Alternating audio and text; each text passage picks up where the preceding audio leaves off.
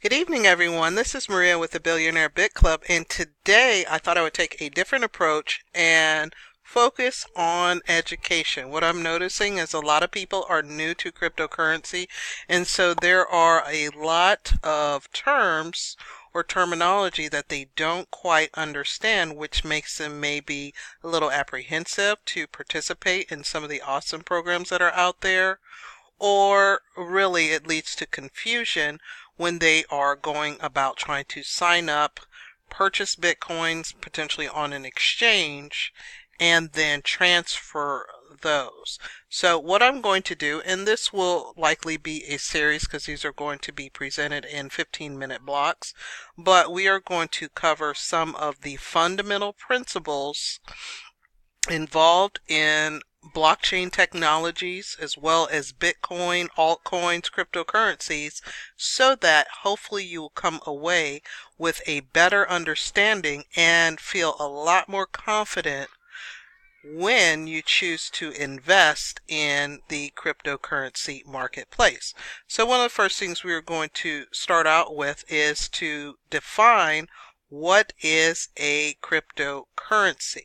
So we can think of cryptocurrency as a medium of exchange, just like your fiat currency. Okay, so cryptocurrencies can be used, just like fiat, to purchase goods and services. Now, the primary difference being is that cryptocurrencies are 100% designed to be exchanged digitally. This is because they are considered virtual, so there is no physical form of a virtual currency. However, they can be traded for a fiat currency because they do store and or hold value. 4 says all cryptocurrencies are based on code that is written by an individual coin creator.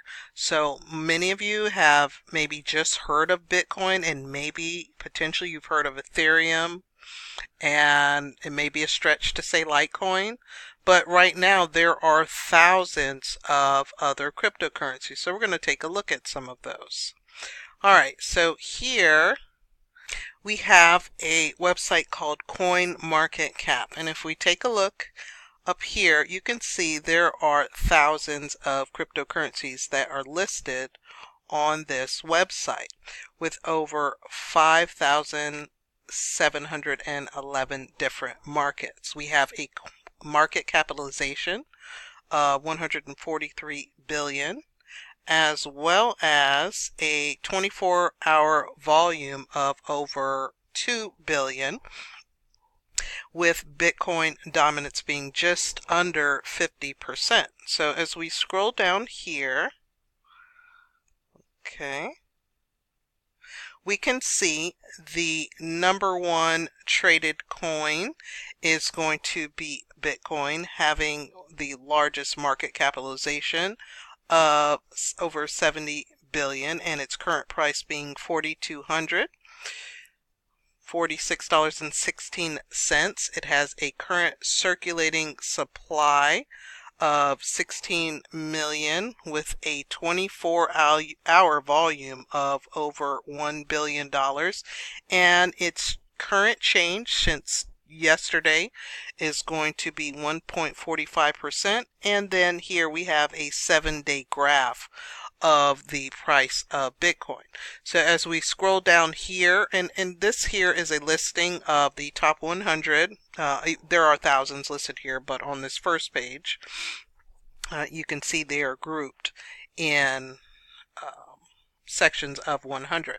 So we have Ethereum. We're going to be talking about Ethereum. Ripple is also, this is an altcoin, but it comes in at number 3. And then I'd also mention Litecoin. And so all of these again are going to be alternate currencies. All right, let's jump back over here to our lesson. Okay, so for the most part, most of those coins that we just saw are going to be decentralized and not commodity backed. So we have the concept of something being centralized.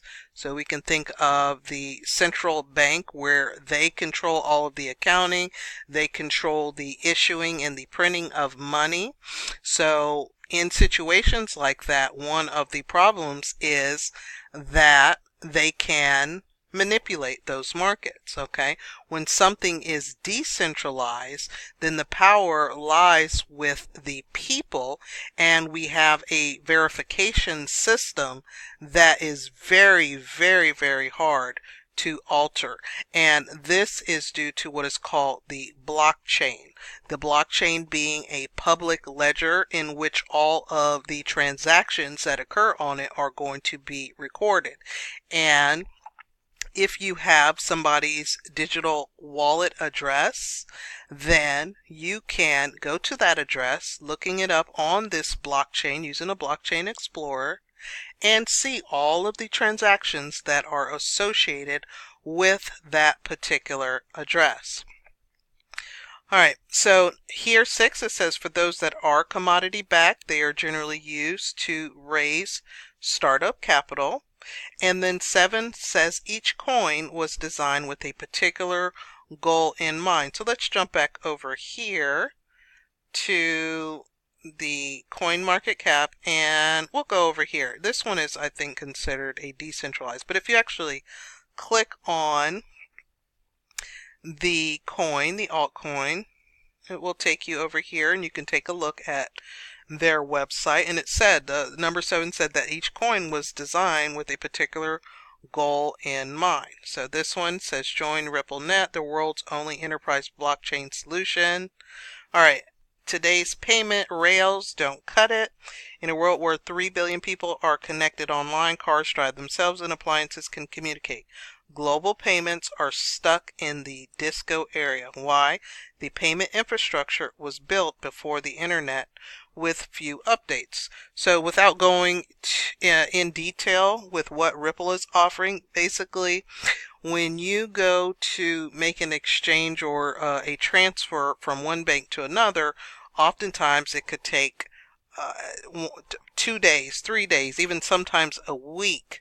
And so what Ripple stands to solve, or the problem that they are trying to solve, and the reason they created this cryptocurrency, is that they want to improve upon this older architecture and make these ACH, automatic transfers between one bank to another, literally happen in seconds, as opposed to taking a week to transfer money. So as you go down the listing, each one of these different coins, when you click on their website, a lot of times they will have what is called a white paper, which is a roadmap of, number 1, the technology, the problem that they're solving, a lot of the developers that are associated with it, any of the rewards, whether or not they're going to, the total amount of supply of coins, the type of script it's going to use, if it's going to be a coin that is, and we'll talk a little bit later about proof of work, proof of stake, but all of that information will be included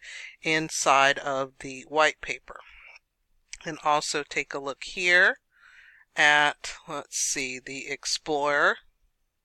So anytime you send a transaction on the Ripple network, you can go to this block explorer in order to be able to take a look at the public ledger. So this here is a address, okay, and this address is specifically designed for transactions on the Ripple blockchain network, okay. You cannot use Bitcoin in this explorer to look up transactions. This is only designed for the Ripple network, okay?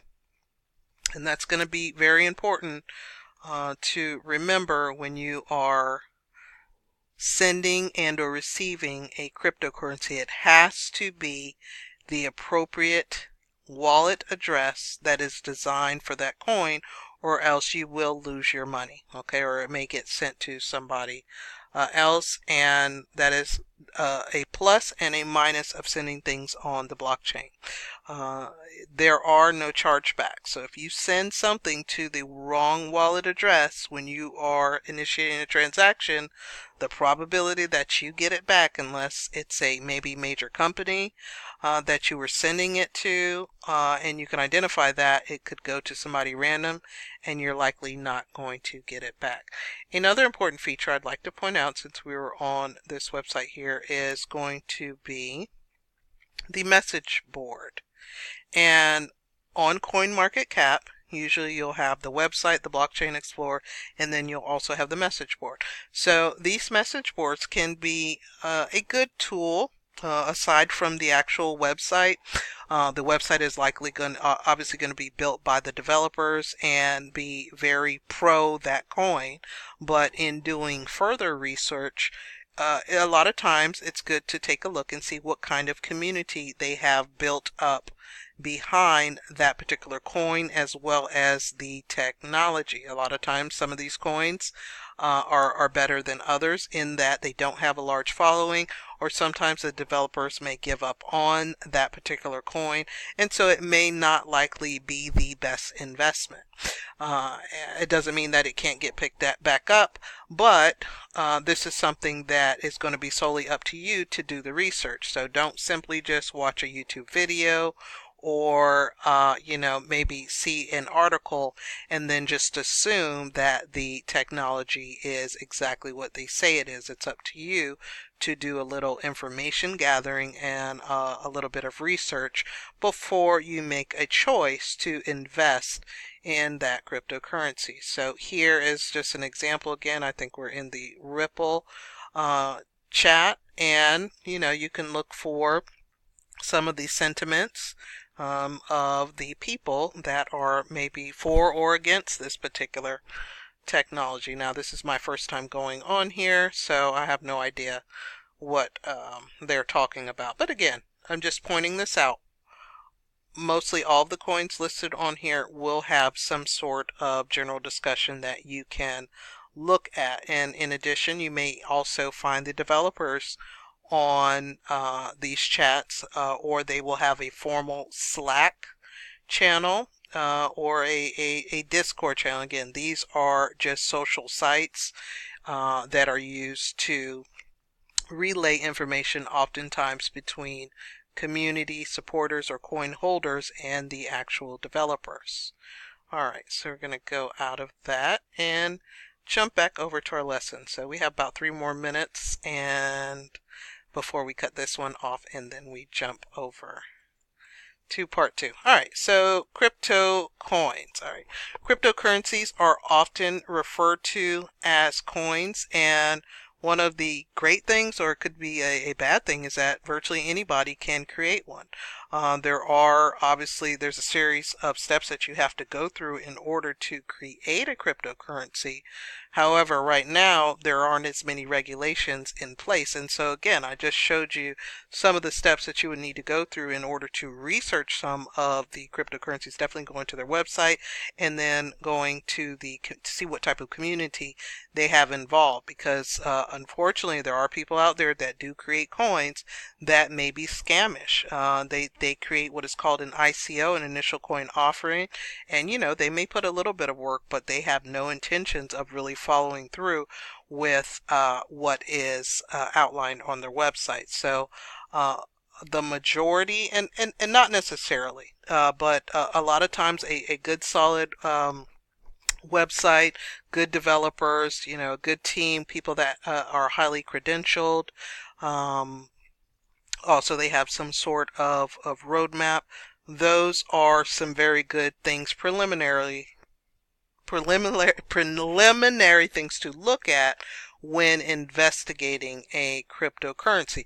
Now, those rules don't apply all the time. This is a newer market, and so some of the traditional things that you may be looking for, maybe if you're looking into a company and a stock, it is slightly different. There are companies that come out, or organizations that may not have I'll say clearly defined white paper, but they have a very robust team as well as good architecture, and they have been around for a significant amount of time. So BitConnect, for example, is one of those companies that doesn't have a white paper. A lot of times people say, where's the white paper? Where's the white paper? Well, but they had a solid roadmap, and they have stuck to that roadmap to the T.